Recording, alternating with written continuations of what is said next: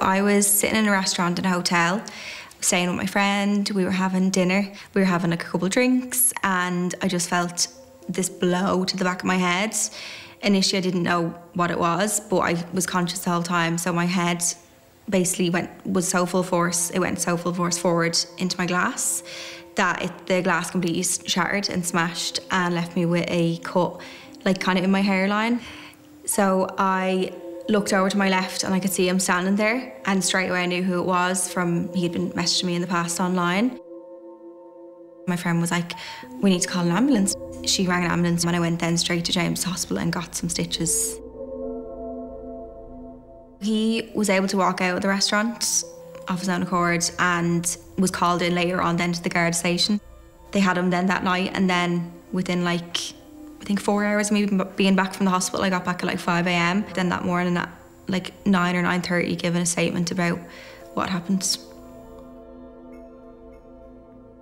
There's men still that comment on my profiles and say he should have hit you harder, or like he should hit you again, or so much like things referring to that attack. And it's just like, how can someone be so sick and have that mindset when it comes to something like that?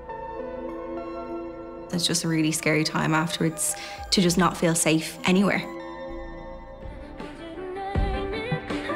First up, I have this leather jacket. I just think the colour is so nice. It's like the perfect brown. And I think kids these days are much younger being online. Like when I was younger, it wouldn't have started until much later. So I think their brains are being shaped and moulded at such a young age. And there's like these, you know, toxic masculinity figures like men, like Andrew Tate's, who are like spouting all this stuff, and these kids are listening to that and watching that, and they're seeing comments.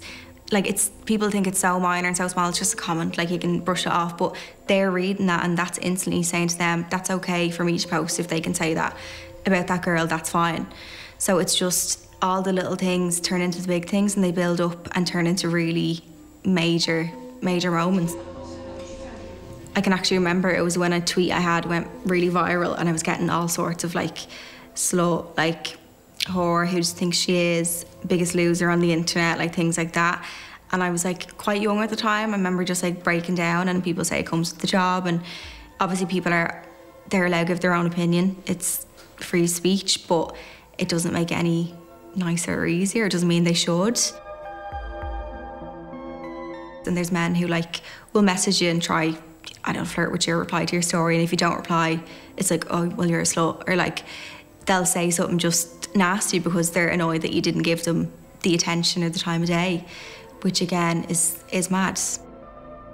I don't know what the root cause of it is. I just think it's happening much younger than it was before, and people are just, they have these words and this information much younger, and then their brains are being shaped by it all, which is scary. I'm scared for like the younger generation, definitely.